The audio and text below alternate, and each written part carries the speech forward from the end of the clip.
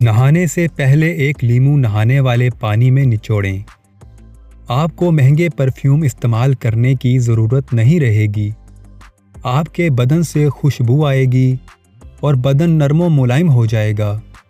और जब नहाएं तो डेटॉल साबुन से नहाया करें। आपके जिस्म पर दाने नहीं निकलेंगे और आपका जिस्म जरासीम से पाक होगा। और बालों की खुश्की ख़त्म करने के लिए बालों पर कोकोनट ऑयल लगाएं। ताज़ा दूध की झाग को रोज़ाना होंठों पर लगाएं। आपके होंठ कुदरती गुलाबी और नरम हो जाएंगे। सरसों का तेल और कैस्टर ऑयल हम वज़न लेकर किसी पुरानी मस्कारे की खाली बोतल में अपनी साइड टेबल पर रख लें और रोज़ाना रात को सोने से पहले पलकों पर लगाएं। 3 महीने में पलकें इतनी लंबी और घनी हो जाएंगी कि आपको मस्कारा या फेक आई लैशेज़ लगाने की ज़रूरत नहीं रहेगी। महंगे फेस वॉश इस्तेमाल करने की बजाय रोज़ अपने चेहरे को दही में थोड़ा सा सिरका मिलाकर धोएं।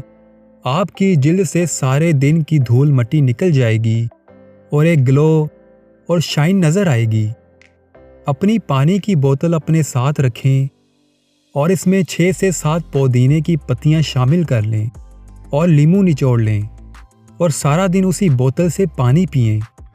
ऐसा करना आपकी स्किन को अंदर से हेल्दी करेगा और आपकी स्किन दानों और तमाम मसाइल से महफूज रहेगी। प्याज का रस और नारियल का तेल हम वज़न लेकर नीम गर्म करके हफ्ते में 2 दफ़ा बालों में लगाएं। इससे आपके बाल सीधे, लंबे और घने रहेंगे। अर्के गुलाब और लीमू का रस हम वज़न लेकर फ्रिज में रख लें और रोज़ 2 दफ़ा हैंड लोशन के तौर पर इस्तेमाल करें। हाथों को 2 दिन में नरम करेगा और 3 महीने में परमानेंट गोरा करेगा। आजमाइश शर्त है। शहद, मुल्तानी मिट्टी, हल्दी और अर्के गुलाब का पतला सा पेस्ट बनाकर दानों वाली स्किन पर लगाएं। खुश्क होने पर धो लें।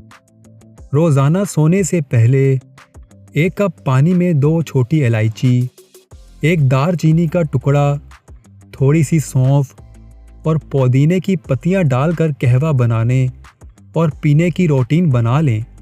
21 दिन में स्किन को चमकता हुआ देखेंगे। हफ्ते में 2 दफ़ा बादाम के पाउडर और अर्के गुलाब का मास्क 25 मिनट के लिए स्किन पर लगाने की रूटीन बना लें।